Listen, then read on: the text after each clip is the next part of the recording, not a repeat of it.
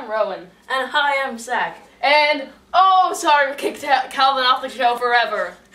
And this is the very 23rd episode of In the Zone.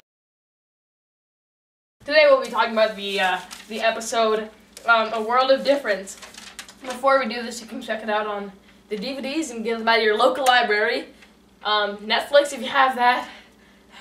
Let's have let's have a moment of silence for Hulu taking it down. Thanks, Hulu. Real nice. Moment of silence.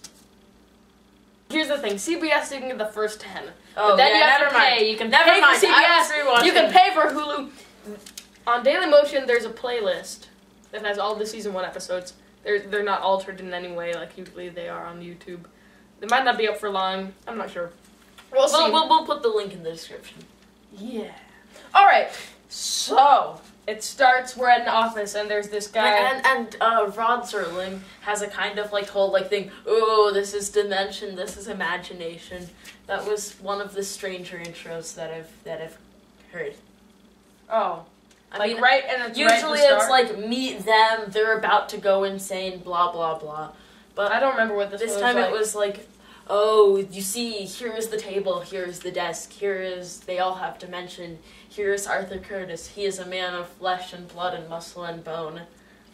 Interesting. So that might mean that these things to him are real, but they turn out to be completely fake. Those things have dimension, but soon Arthur Curtis will learn the difference between imagination and dimension. Right. Yeah.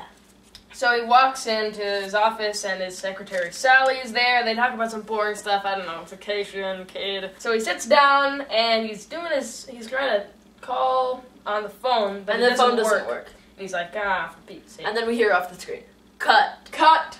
Very cool. Did you see this coming? I doubt it. I did not see that coming. Well, okay, I guess I was right. And so then he turns around, and we turn out that all that we've been seeing is just one half of this room. Yeah. And the other half is people. Set.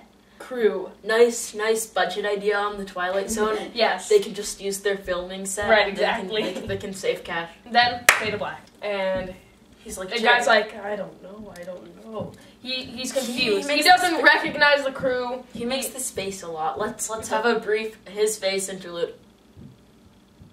We'll put in a picture. I can't do it justice. It's like, no. Yeah, it's really crazy. He does it all the time. And then this guy, Sam, comes over and he's like, hey man, snap out of it. You can't keep doing this. Yeah, and because you just met the characters and you just started seeing them, Sam, the director, and Arthur Curtis, they all look a little bit alike, and I was confused. Well, anyways, we never see Sam later. Arthur Curtis is like, is this some kind of a joke or something? Yep. He doesn't say gag, he's too dignified for that. He's a businessman, not a Hawaiian shirt man. And so, Mr. Reagan is confused, like I said before, doesn't know any of the crew people. And so, he's trying to call on his phone. I don't know why he needs a phone. He's trying to call. We find out later. He tries to call his home address. Well, first he does these fake phones on the set, but they don't work. So then he has to find a real phone. He keeps insisting his name is Arthur Curtis. And then he wanders to a phone, and he's looking for the number of Arthur Curtis. Why? We don't know. He wants to. Probably one of his family was at home. He wasn't going to call him. But what was he going to say to them? The strangest things happening. And he's like, there is a phone there! There is a house there! And operator, I want to see your supervisor. And then they take him away and he runs out. He's almost gets hit by a car. Whoa! And he falls over. Very conveniently, a mean woman.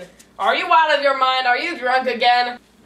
And there's this really cool moment where we get two really good lines of expository dialogue, bam, bam. Because this guy comes out, thinks of the director. He says, oh, are you Mrs. Reagan? And she says, I'm not Mrs. Reagan anymore, which is very good expository dialogue. Yeah. Very good stuff. It's not there is some worse dialogue later on. He's talking about how he's Arthur Curtis, and she thinks it's a way out of him, signing a check for divorce. Because he's like, just sign the papers, we're getting a divorce. I mean, she's his wife. Keeps telling us. She's his wife. And just food for thought. What are the odds that you walk out and you walk out into No, the because random street? no, because he's picking them up from I rehearsal. guess. And then we show Sam again. He's on the phone, like telling someone.